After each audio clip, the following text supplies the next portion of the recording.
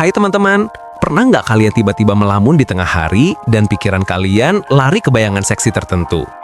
Nah, itu dia yang namanya fantasi seksual.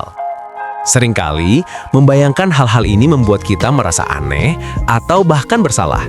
Seolah-olah kita menyimpan rahasia besar yang nakal. Tapi, tahukah kalian, fantasi seksual itu sangat normal loh. Faktanya, hampir semua orang punya. Fantasi adalah semacam bioskop pribadi di kepala kita. Ini adalah cara otak kita memproses dan merangsang hasrat seksual kita. Dan uniknya, pria dan wanita punya perbedaan menarik. Pria konon bisa berfantasi lebih sering dan bayangannya cenderung visual dan fokus pada tindakan. Sementara itu, wanita seringkali punya fantasi yang lebih kaya cerita, romantis, dan penuh emosi. Ingat, punya fantasi itu bukan berarti kalian harus mewujudkannya. Itu hanya bumbu di pikiran kalian. Apakah fantasi liar berarti aku bermasalah? Ini dia bagian yang sering jadi masalah besar, rasa bersalah dan ketakutan. Mungkin kalian pernah punya fantasi yang rasanya super liar, sangat jauh dari kehidupan nyata kalian, atau bahkan melibatkan orang lain selain pasangan. Seketika, muncul suara di kepala yang bilang, apakah aku selingkuh secara mental? Apakah ini berarti aku punya masalah seksual? Apakah fantasiku ini aneh? Ketakutan ini wajar toh kok. Kita sering mengira fantasi adalah janji yang harus diwujudkan. Padahal, fantasi adalah khayalan bukan rencana.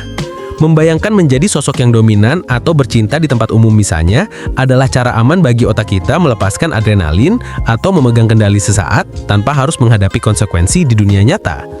Konfliknya muncul ketika kita tidak bisa membedakan antara khayalan dan kenyataan. Ketakutan inilah yang membuat banyak orang memendam fantasi mereka rapat-rapat, bahkan dari pasangan.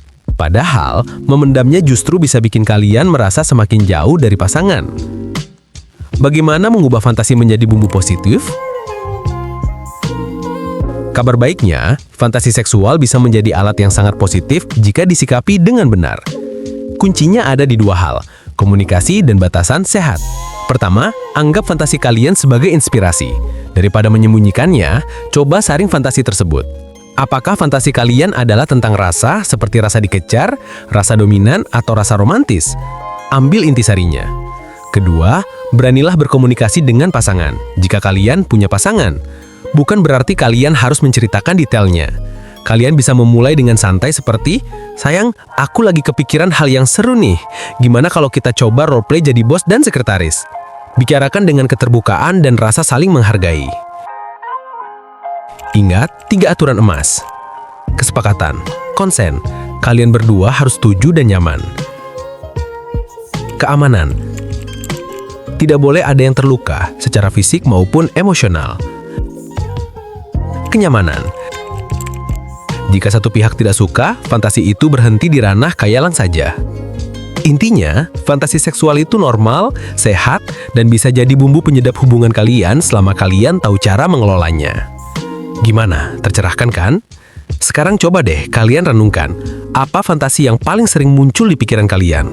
Jangan malu, tulis di kolom komentar atau share video ini ke teman atau pasangan kalian yang mungkin perlu tahu fakta menarik ini. Dan jangan lupa like, share, dan subscribe untuk konten edukasi hubungan yang lebih seru lainnya. Sampai jumpa!